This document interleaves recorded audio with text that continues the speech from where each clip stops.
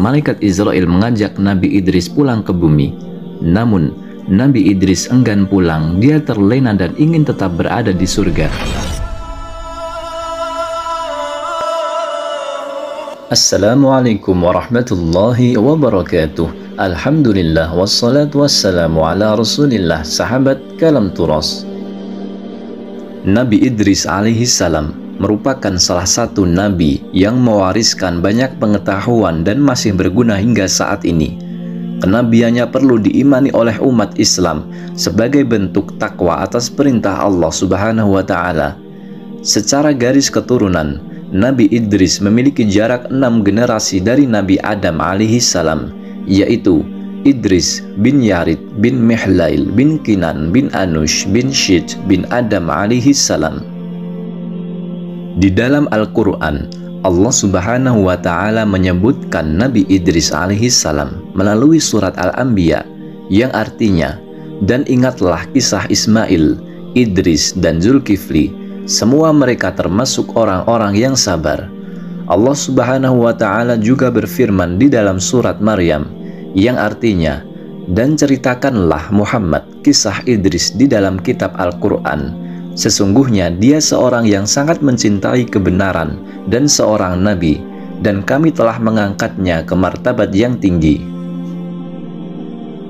Melalui kutipan 2 ayat di atas, maka juga dapat menunjukkan beberapa sifat lain yang dimiliki oleh Nabi Idris alaihi salam dan layak ditiru bagi umat manusia saat ini, seperti kesabaran, mencintai terhadap kebenaran, serta membenarkan adanya utusan Allah Subhanahu wa Ta'ala.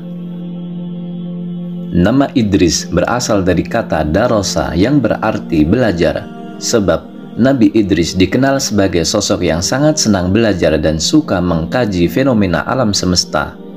Nabi Idris juga dikenal dengan nama Akhnuh bin Yarid.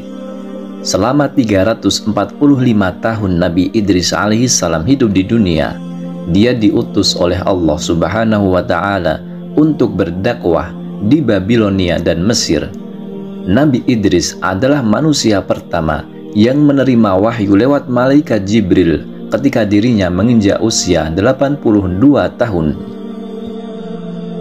Pada mulanya, Nabi Idris alaihi salam diutus oleh Allah Subhanahu wa Ta'ala untuk menyebarkan agama di Babilonia atau Irak kuno.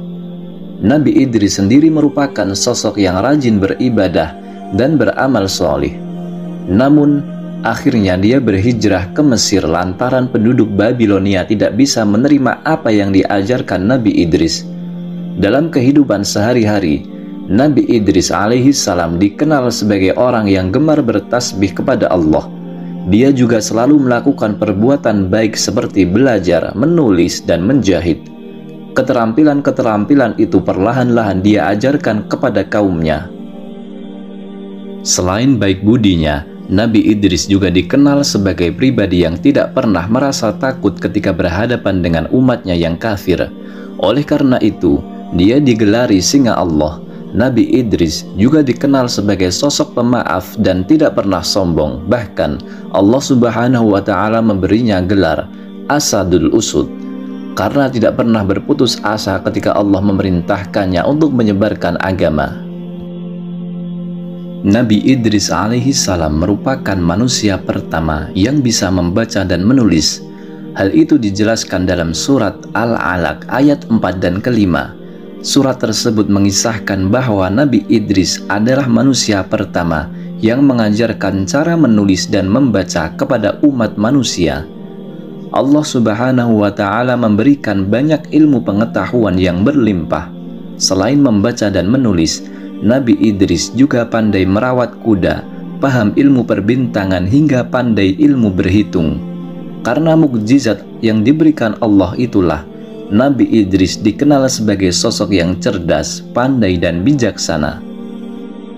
Sebelum Nabi Idris terlahir di dunia, manusia sebelumnya terbiasa membuat dan memakai kulit binatang sebagai pakaian. Nabi Idris diberikan Allah Subhanahu wa Ta'ala mukjizat berupa orang pertama yang bisa menjahit kulit binatang menjadi baju. Saat ada waktu luang, Nabi Idris menjahit pakaian lalu diberikan kepada kaum fakir miskin. Pada suatu malam, Nabi Idris kedatangan tamu seorang pria. Dia membawa sangat banyak buah-buahan. Nabi Idris tidak sadar bahwa pria tersebut adalah malaikat Israel yang sedang menyamar. Kemudian Nabi Idris menawarkan makanan itu kepada pria tersebut, namun ditolak. Pada akhirnya, mereka berbincang-bincang dan berjalan-jalan melihat pemandangan sekitar. Setelah 4 hari bersama dan sudah cukup akrab, Nabi Idris mulai curiga dengan sang tamu, sebab tamu itu tidak menyentuh jamuannya sama sekali. Nabi Idris lantas mengajukan pertanyaan karena diliputi rasa penasaran. "Sebenarnya siapa kamu?" tanya Nabi Idris. "Maaf ya Nabi Allah, aku sebenarnya adalah malaikat Israel," jawab sang malaikat. Tentu saja Nabi Idris terkejut mendengarnya, sebab malaikat Israel bertugas mencabut nyawa manusia. "Kau sudah 4 hari bersamaku, apakah kau sedang bertugas untuk mencabut nyawa makhluk di dunia ini?" Malaikat Israel berkata, "Wahai Idris, selama 4 hari ini memang banyak sekali nyawa yang telah kucabut. Kuambil mereka bagaikan seorang sedang menyuap makanan." "Lantas apa maksud kedatanganmu kemari? Apakah kau ingin mencabut nyawaku?" tanya Nabi Idris. Malaikat Israel menggeleng. "Tidak ya Nabi Allah, kedatanganku memang untuk mengunjungimu karena saya rindu dan Allah telah memberikan izin." Setelah percakapan itu, Nabi Idris membuat satu permintaan. Dia ingin malaikat Israel mencabut nyawanya kemudian menghidupkannya kembali. Nabi Idris penasaran dengan rasa sakaratul maut yang konon sangat dahsyat sakitnya.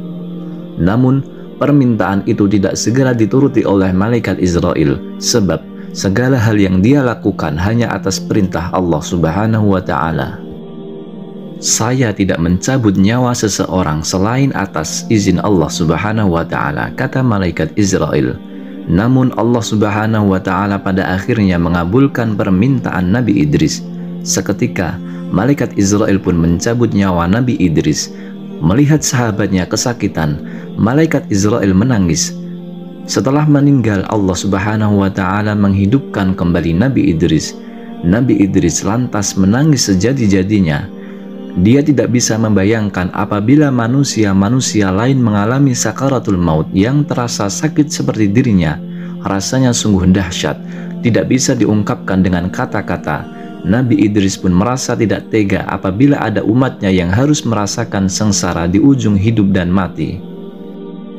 Sejak saat itu, Nabi Idris alaihissalam semakin giat mengajak umatnya untuk senantiasa berbuat kebaikan, taat kepada Allah, dan menjauhi segala larangannya.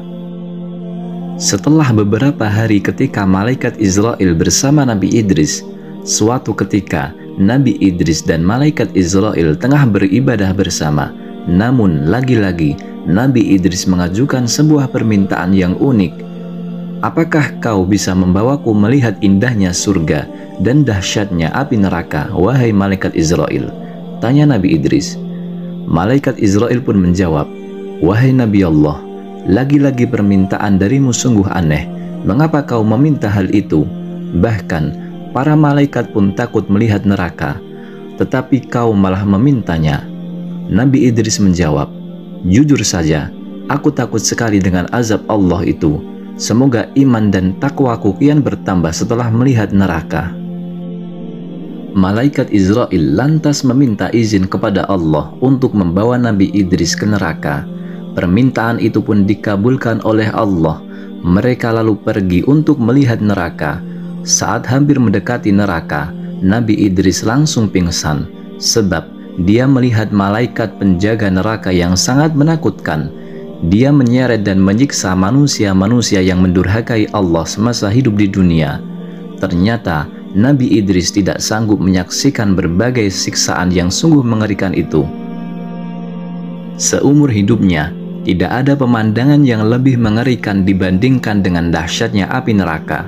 Api yang berkobar-kobar, suara yang menakutkan, dan hal-hal yang mengerikan lainnya. Dia tak bisa membayangkan apabila hal itu menimpa umatnya kelak. Dia pun ingin semakin giat berdakwah agar tidak ada umatnya yang tersesat dari jalan Allah.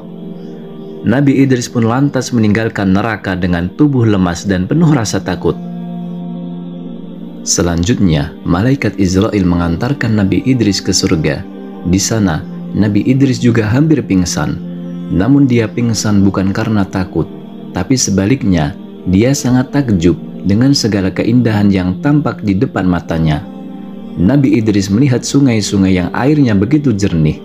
Sementara itu, di pinggir sungai terdapat pohon-pohon yang batangnya terbuat dari emas. Dia juga melihat istana-istana untuk para penghuni surga. Sepanjang mata memandang, ada pohon yang menghasilkan buah-buahan yang begitu segar. Setelah puas berkeliling, malaikat Israel mengajak Nabi Idris pulang ke bumi. Namun, Nabi Idris enggan pulang, dia terlena dan ingin tetap berada di surga. Malaikat Israel lantas memperingatkannya, "Kamu boleh tinggal di surga setelah kiamat nanti.